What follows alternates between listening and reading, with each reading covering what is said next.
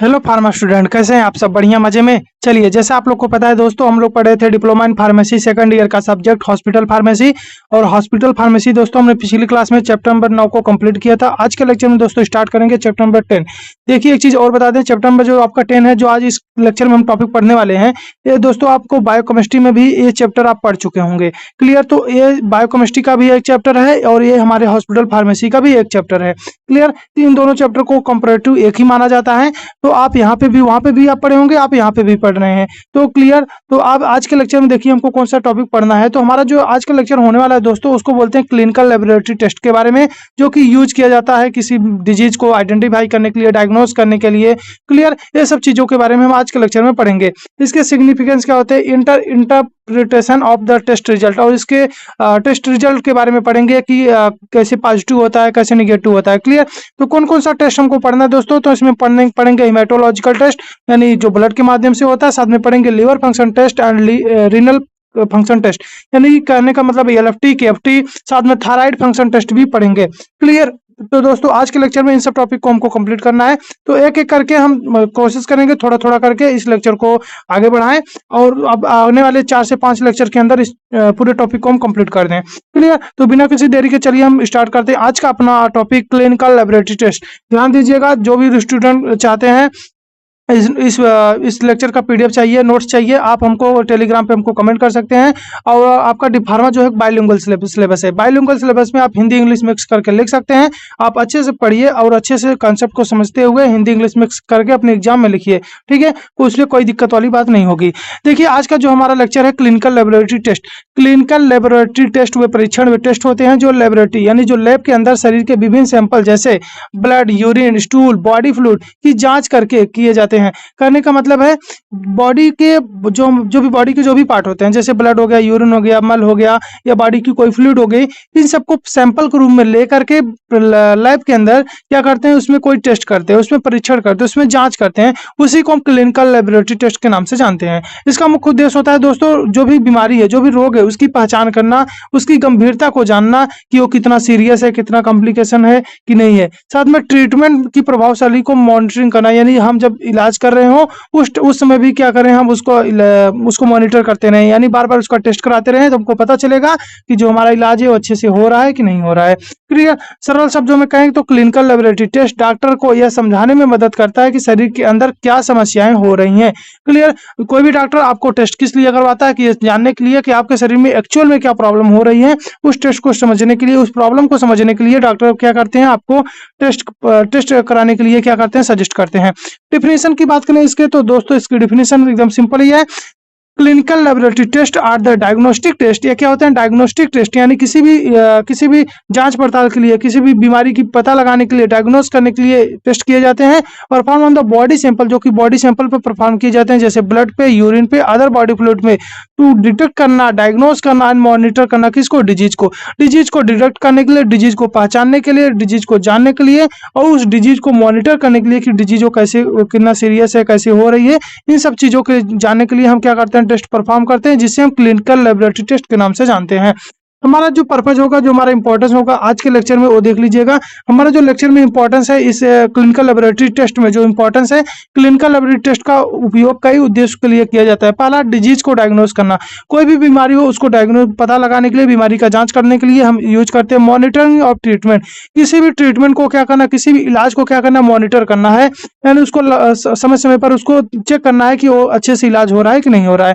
दूसरी चीज है अर्ली डिटेक्शन ऑफ डिजीज। किसी भी बीमारी को शुरुआती स्टेज पे, शुरुआती अवस्था पर उसे जांच लेना, उसे पता कर लेना, उसे पहचान लेना, ये भी क्या होता है, हमारा इंपॉर्टेंस होता है, ये हमारा उद्देश्य है। क्लियर? अगला, असेसमेंट ऑफ ऑर्गन फंक्शन। किसी भी ऑर्गन फंक्शन को जानना या समझना कि ऑर्गन अच्छे से काम कर रहा है कि नहीं कर रहा है, इस सबको जानने के लिए भी हम टेस्ट कर सकते हैं। जैसे क्या हो सकता है, किडनी हो सकते हैं, लीवर हो सकते हैं, हार्ट होता है। इन सब ऑर्गन को, कार्यक्षमता को जानने के लिए भी हम टेस्ट करते हैं। साथ में अगला है इवोल्यूशन ऑफ डिजीज सिवियरिटी। बीमारी कितना गंभीर है, कितना नहीं है, ये सब जानने के लिए भी हम टेस्ट परफॉर्म करते हैं। क्लियर? आगे बात करेंगे कुछ एग्जाम्पल के, जैसे हम कुछ एग्जाम्पल के आपको दे दें। जो टेस्ट परफॉर्म किए जाते हैं कैसे, कुछ महत्वपूर्ण क्लिनिकल लेबोरेटरी टेस्ट हैं, जैसे हिमेटोलॉजिकल टेस्ट किए जाते हैं, रक्त से संबंधित ब्लड से संबंधित टेस्ट किए जाते हैं। लीवर फंक्शन टेस्ट किया जाता है दोस्तों, लीवर की कार्य क्षमता जांचने के लिए। किडनी फंक्शन टेस्ट किया जाता है, किडनी की कार्य क्षमता जांचने के लिए। थायराइड फंक्शन टेस्ट किया जाता है, थायराइड ग्रंथि को जांच करने के लिए। कार्डियक टेस्ट किया जाता है दोस्तों, हृदय से संबंधित परीक्षण के लिए, जो भी हमारे हृदय, जो हमारे हार्ट से रिलेटेड जो भी समस्या है उसको जानने के लिए कार्डियक टेस्ट किया जाता है। पल्मोनरी फंक्शन टेस्ट किया जाता है दोस्तों, फेफड़ों की कार्य क्षमता जांचने के लिए, जैसे टीबी की कंडीशन में हम करते हैं। क्लियर। आगे हम बात करेंगे दोस्तों, अगला जो हमारा टॉपिक होने वाला है पहला इसमें का हिमेटोलॉजिकल टेस्ट। आज के लेक्चर में इसको हम कंप्लीट करेंगे पूरी तरह से। देखिए हिमेटोलॉजिकल टेस्ट क्या होता है। हिमेटोलॉजिकल टेस्ट वे टेस्ट होते हैं जो लेबोरेटरी में टेस्ट क्या होते हैं, लेबोरेटरी में परफॉर्म किए जाते हैं, जिसमें ब्लड की जांच की जाती है। ब्लड की जांच की जाती है मतलब खून की जांच की जाती है। इन टेस्ट के माध्यम से ब्लड सेल की संख्या, हमारे जो ब्लड सेल है उसकी संख्या कितनी, जैसे आरबीसी है, डब्ल्यूबीसी, इनकी संख्या कितनी है, इसके स्ट्रक्चर और फंक्शन कैसे हैं, इन सबका पता लगाया जाता है। इन टेस्ट का उपयोग दोस्तों anaemia, infection, leukaemia, bleeding disorder या अन्य ब्लड रिलेटेड प्रॉब्लम या डिजीज को क्या किया जाता है, डायग्नोस किया जाता है, उसे मॉनिटर किया जाता है कि जब तक वो क्या हो, ठीक ना हो जाए तब तक उस बीमारी को क्या करते रहेंगे, बार बार टेस्ट करा के उसको मॉनिटर करते रहेंगे। क्लियर। क्या क्या जांचेंगे दोस्तों, anaemia, infection, leukaemia, bleeding disorder या ब्लड से कोई भी रिलेटेड प्रॉब्लम हो, वो सब चीजें हम हिमेटोलॉजिकल टेस्ट के माध्यम से पता कर सकते हैं। इस टेस्ट के अंदर जो पहला हमारा टेस्ट आता है वो उसको बोलते हैं हीमोग्लोबिन टेस्ट। क्या बोलते हैं दोस्तों, हीमोग्लोबिन टेस्ट। देखिए हीमोग्लोबिन टेस्ट जो होता है एक आयरन कंटेनिंग प्रोटीन होता है जो कि आरबीसी, रेड ब्लड सेल्स में पाया जाता है। इसका मुख्य कार्य होता है दोस्तों लंग्स से ऑक्सीजन को शरीर के विभिन्न टिश्यू तक पहुंचाना, लंग्स से ऑक्सीजन को शरीर के विभिन्न टिश्यू तक पहुंचाना और कार्बन डाइऑक्साइड को वापस लंग्स तक लाना, इसका मुख्य कार्य होता है हीमोग्लोबिन का। हीमोग्लोबिन टेस्ट एक महत्वपूर्ण हीमेटोलॉजिकल टेस्ट है जो ब्लड में हीमोग्लोबिन की मात्रा को मापता है कि आपकी बॉडी के अंदर कितना हीमोग्लोबिन है। इस टेस्ट की सहायता से एनीमिया, ब्लड लॉस और कई ब्लड डिसऑर्डर का पता लगाया जा सकता है। नॉर्मल वैल्यू की बात करें तो पर्सन में जो नॉर्मल वैल्यू होता है हीमोग्लोबिन का उसको बात कर लेंगे। तो नॉर्मल जो हीमोग्लोबिन का लेवल होता है दोस्तों, एक अडल्ट मेल के अंदर 13 से लेकर 17 ग्राम पर डेसीलीटर हो सकता है, जबकि एक अडल्ट में 12 से लेकर 15 ग्राम पर डेसीलीटर होता है। चिल्ड्रन की बात करें तो उसमें लगभग दोस्तों 11 से लेकर 13 ग्राम पर डेसीलीटर हो सकता है।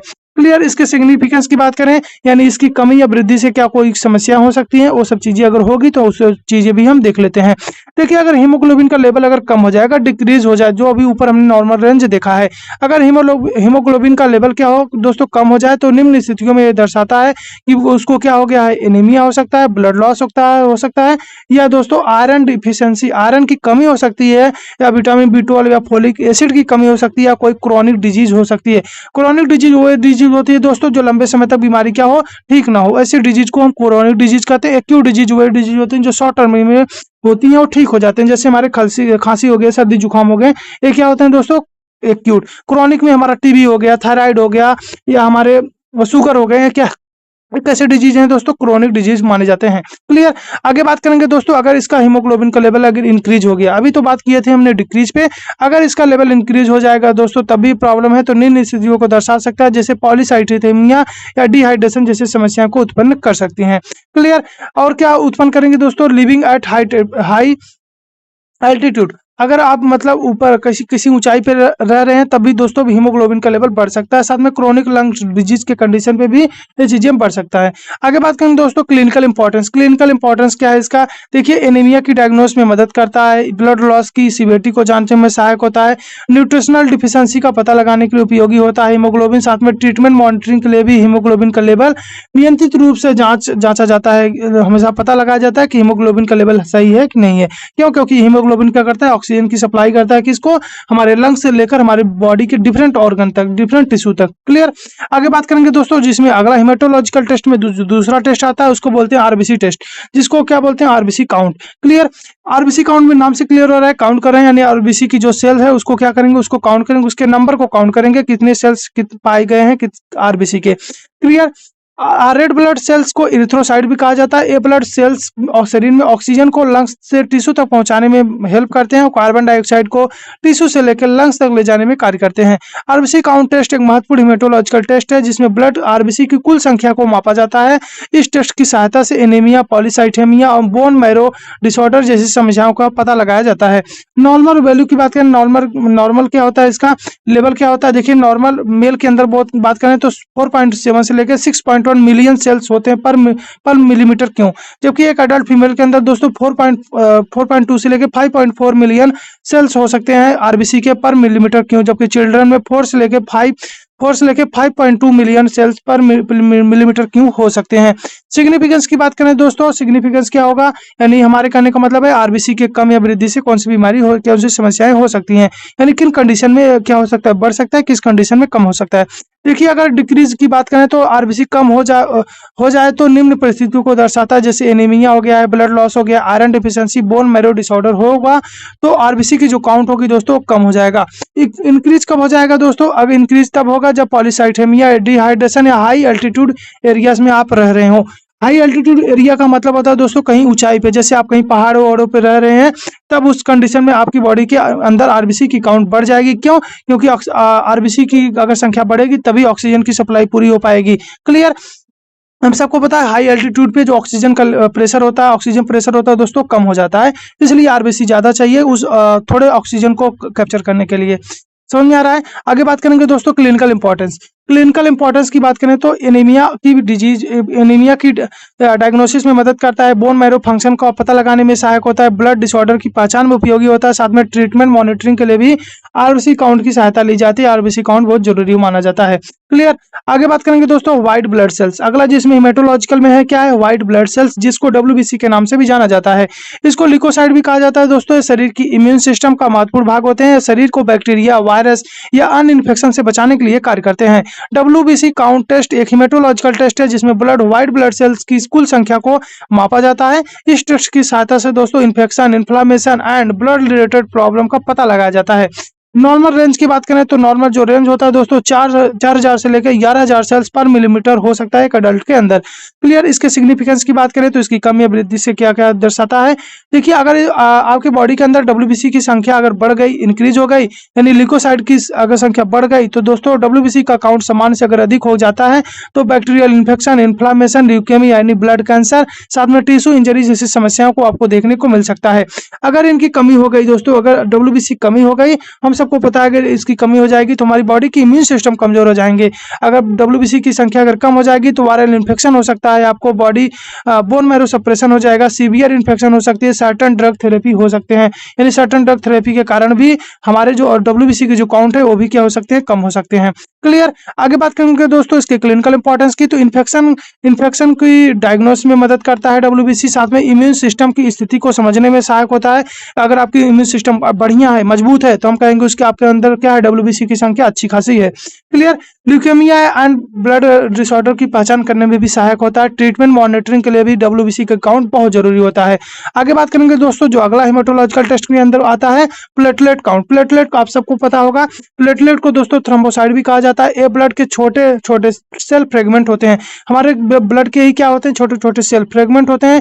फ्रेगमेंट का मतलब होता है दोस्तों टुकड़ा। क्लियर? हमारे सेल के क्या होते हैं दोस्तों, टुकड़े होते हैं जो ब्लड क्लॉटिंग यानी ब्लड का थक्का जमाने में महत्वपूर्ण भूमिका निभाते हैं। जब शरीर में कहीं चोट लगती है दोस्तों तो प्लेटलेट उस स्थान पर इकट्ठा होकर ब्लीडिंग को रोकने में मदद करते हैं। प्लेटलेट काउंट टेस्ट एक हेमेटोलॉजिकल टेस्ट है जिसे ब्लड में प्लेटलेट की संख्या को मापा जाता है। इस टेस्ट की सहायता से दोस्तों bleeding disorder and clotting disorder का पता लगाया जा सकता है कि आपकी बॉडी में क्या हो, ब्लीडिंग कोई डिसऑर्डर हो, यानी आपको कहीं चोट लग जाए और लगातार आपका खून बहता रहे, ये कोई समस्या हो, या आपके बॉडी के अंदर ही, आपके शरीर के अंदर ही कहीं क्या हो, क्लॉट बनने लगे, कहीं आपका खून का धक्का जमने लगे, तो उसे बोलते हैं दोस्तों क्लॉटिंग डिसऑर्डर। क्लियर? ये सब चीजों का पता लगाने के लिए हम इसका टेस्ट कराते हैं।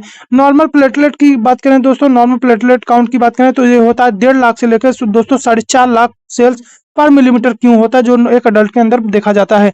सिग्निफिकेंस की बात करें दोस्तों, इसकी कमी या वृद्धि से कौन कौन सी समस्याएं देखने को मिल सकती हैं। अगर प्लेटलेट्स कम हो जाए दोस्तों निम्न स्थितियों को दर्शाता है, जैसे डेंगू फीवर। अगर आपको डेंगू फीवर है तो दोस्तों प्लेटलेट कम हो सकता है। बोन मैरो डिसऑर्डर में, वायरल इन्फेक्शन में, ब्लीडिंग डिसऑर्डर में, इन स्थितियों में दोस्तों ब्लीडिंग का खतरा बढ़ जाता है, यानी कहने का मतलब है खून का थक्का नहीं जमेगा। और आपकी बॉडी में अगर कहीं चोट लग गया तो दोस्तों प्लेटलेट नहीं है तो क्या होगा, ब्लीडिंग बढ़ जाएगा, यानी कहने का मतलब है आपकी बॉडी का लॉस, आपकी बॉडी में जो ब्लड का लॉस होगा दोस्तों वो बढ़ जाएगा। क्लियर? आगे बात करेंगे इंक्रीज प्लेटलेट काउंट। अगर हाई प्लेटलेट जिसको हम थ्रोम्बोसाइटोसिस भी कहा जाता है, देखिए दोस्तों एक कब होगा, किन स्थितियों को दर्शाता है। प्लेटलेट काउंट समान से अगर अधिक हो जाता है दोस्तों तो यह दर्शाता है इन्फेक्शन को, इन्फ्लामेटरी डिजीज को, certain blood loss, certain blood disorder को। इन स्थितियों में दोस्तों एबनॉर्मल क्लॉटिंग फैक्टर हो सकते हैं। यानी कहने का मतलब है क्लॉटिंग फैक्टर अगर अधिक हो जाएगा तो क्या होगा, ब्लड का कहीं क्लॉट बनने लगेगा और वो क्या दर्शाता है दोस्तों कि आपकी प्लेटलेट की जो काउंट है वो क्या हो गई है, बढ़ गई है। क्लियर। आगे बात करेंगे दोस्तों क्लिनिकल इंपॉर्टेंस की। क्लिनिकल इंपॉर्टेंस क्या होगा इसका, तो ब्लीडिंग डिसऑर्डर की डायग्नोस में मदद करेगा, डेंगू और वायरल इन्फेक्शन की पहचान में उपयोगी है, ब्लड क्लॉटिंग एबिलिटी का पता लगाने में सहायक होता है, साथ में ट्रीटमेंट मॉनिटरिंग के लिए प्लेटलेट काउंट की जांच करना बहुत जरूरी माना जाता है। क्लियर। अगला जो इसमें दोस्तों हिमेटोलॉजिकल टेस्ट में है, अगला है कोगुलेशन ब्लड क्लॉटिंग टाइम। क्या है coagulation blood clotting time? Coagulation या ब्लड क्लॉटिंग टाइम टेस्ट जो होता है दोस्तों मेजर करता है कि ब्लड को क्लॉट होने में कितना समय लगता है। आपको कहीं ब्लड अगर चोट लग गई है तो उस वहां पे ब्लड का थक्का जमने में कितना समय लगता है, या उस क्लॉटिंग टाइम को दर्शाता है। यह टेस्ट बॉडी की क्लॉटिंग मैकेनिज्म और ब्लीडिंग डिसऑर्डर को इवैल्यूएट करने के लिए किया जाता है। नॉर्मल की बात करें तो स्लाइड मेथड से अगर करेंगे तो लगभग दोस्तों अगर नॉर्मल है तो 2 से 6 मिनट के अंदर हो जाना चाहिए। कैपिलरी मेथड से करते हैं तो वहां पे भी 2 से लगभग 6 मिनट के अंदर माना जाता है कि आपकी जो क्लॉटिंग होगी वो दोस्तों 2 से लेकर 6 मिनट के अंदर हो जाएगी ब्लड की। क्लियर। सिग्निफिकेंस की बात करें दोस्तों, अगर दिक्कत हो, अगर यानी इंक्रीज ब्लड क्लॉटिंग टाइम, अगर क्लॉटिंग होने में अगर ज्यादा समय लग रहा है तो दोस्तों हीमोफीलिया को दर्शा सकता है, विटामिन के की कमी होगी तब ऐसा हो सकता है, या इंक्रीज हेपेरिन लेवल हो, या निमोनिया की कंडीशन में ऐसा हो सकता है कि आपकी जो क्लॉटिंग टाइम हो दोस्तों वो 6 मिनट से कहीं ज्यादा हो जाए। डिक्रीज क्लॉटिंग टाइम की बात करें दोस्तों एक कब होगा, जब यह थ्रोम्बोसिस या एम्बोलिज्म जैसी स्थितियां होंगी तब दोस्तों आपकी जो क्लॉटिंग टाइम होगी दोस्तों बहुत कम होगी, यानी आपको 2 मिनट से कम, यानी 1 से लेकर यानी 1 मिनट से भी कम जैसे टाइम में क्या होगा, आपकी ब्लड क्या हो जाएगी दोस्तों, क्लॉट हो जाएगी। अगला जो दोस्तों हम इसमें टेस्ट पढ़ते हैं हिमेटोलॉजिकल टेस्ट में, उसको बोलते हैं दोस्तों ब्लड शुगर लेवल टेस्ट। ये किस लिए कराया जाता है दोस्तों, शुगर की टेस्ट कराया जाता है, यानी ग्लूकोज लेवल को टेस्ट कराया जाता है, यानी शुगर की बीमारी को में टेस्ट की जाती है, जिसको मधुमेह भी कहते हैं। देखिए दोस्तों ब्लड शुगर टेस्ट, ब्लड में ग्लूकोज लेवल को मेजर करने के लिए टेस्ट किया जाता है। यह टेस्ट मुख्य रूप से दोस्तों डायबिटीज मेलाइटस जिसे मधुमेह भी कहते हैं, मेटाबॉलिक डिसऑर्डर की डायग्नोस के लिए किया जाता है। नॉर्मल रेंज की बात करें दोस्तों, अगर कोई खाना खाने से पहले टेस्ट को कराता है तो उसको 70 से लेके 99 mg पर डेसीलीटर हो सकता है। अगर खाना खाने के 2 घंटे बाद कराता है तो 180 से कम होना चाहिए, अगर उसका नॉर्मल माना जाना है तो। अगर रैंडम की बात करें जिसको RBS कहते हैं, जो मोस्ट कॉमन कराया जाता है दोस्तों, जिसको रैंडम ब्लड शुगर टेस्ट भी के नाम से भी जाना जाता है, जो कि आपको एक स्ट्रिप के माध्यम से देखे होंगे कराया जाता है, जिसमें दोस्तों 110 से लेके 140 मिलीग्राम पर डेसीलीटर होने का क्या क्या इंडिकेट करता है कि आपका जो शुगर है, जो आपका ब्लड ग्लूकोज लेवल है वो क्या है दोस्तों, नॉर्मल है। क्लियर। आगे बात करेंगे दोस्तों इसके सिग्निफिकेंस की, तो इसकी सिग्निफिकेंस की बात करिए तो high blood sugar level indicate करता है डायबिटीज मेलाइटस को, एंडोक्राइन डिसऑर्डर को, जबकि low blood sugar level indicate करता है दोस्तों हाइपोग्लाइसेमिया एंड एक्सेस इंसुलिन।